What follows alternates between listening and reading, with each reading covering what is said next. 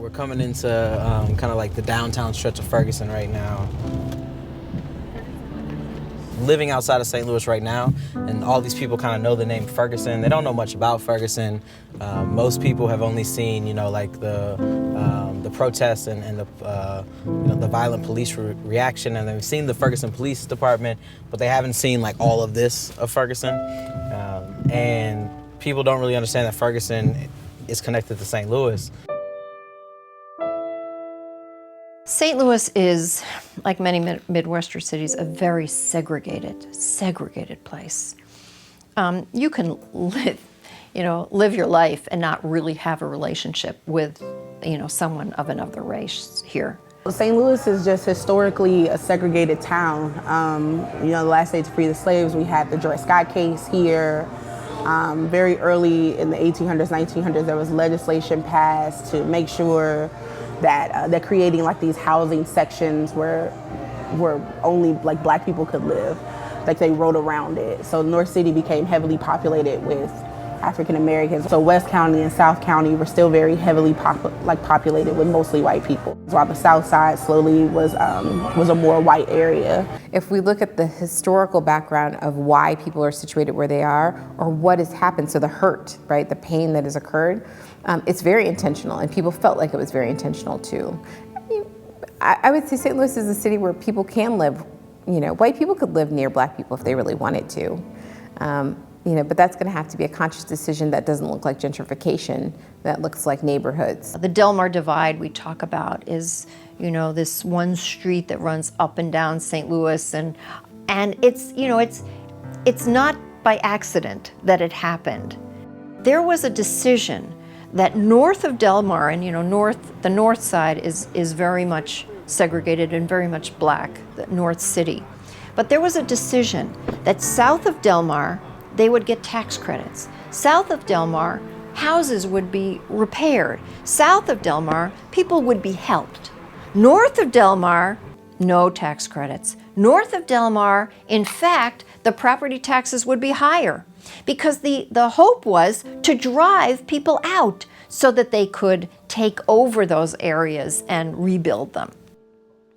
I'll have friends that will come here and we'll have interactions with people, or they'll see certain systems or separation, like, whoa, they're like, did you see that shit? I'm like, yeah, that's that way it is, or why are people doing, yeah, this is the most oppressive thing ever. I'm like, I don't know, it's just the way it is. That's the way it is out in the county, out there, or something like that. And I've just taken it for granted, and I've sadly become accustomed to it. And then you had a Fargesn that was completely divided. You have South Florissant, where the police station is, where you've probably seen on the news, which is the white side. And then you have West Florissant, which is where most of the burning and the first days of the protests took place, because that's where Canfield Green is. And Canfield Green, of course, is where Mike Brown was murdered.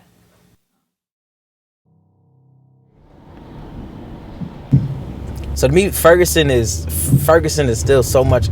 It's so tied into home to me, and it's so tied into why I want to be in this fight, because this is. We're driving around here right now in the rain, on a Sunday morning, and it looks like anywhere else in America. There's nothing particularly special or interesting looking about this place. It's it's a little stretch of a downtown municipality. It's small businesses. It's it's a small community. It's people getting up and going to work every day, and people struggling with everyday things.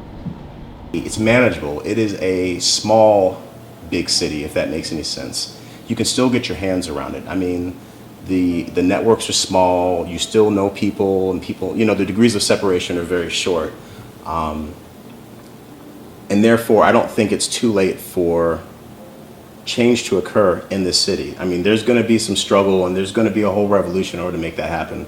But this city's not done, if that makes any sense.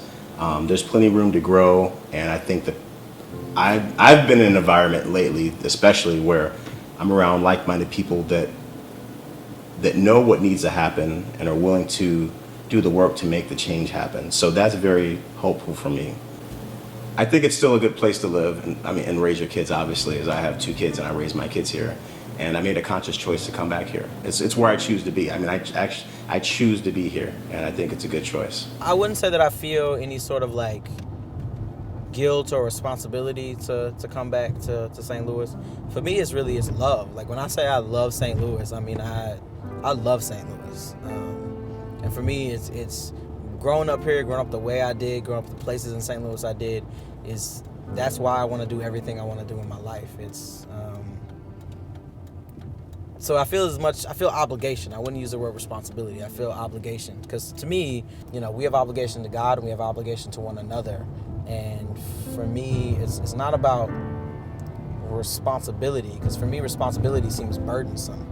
I don't feel any burden of St. Louis. I don't feel a burden to come back home. I feel the obligation of love and respect for where I came from. And I feel obligation towards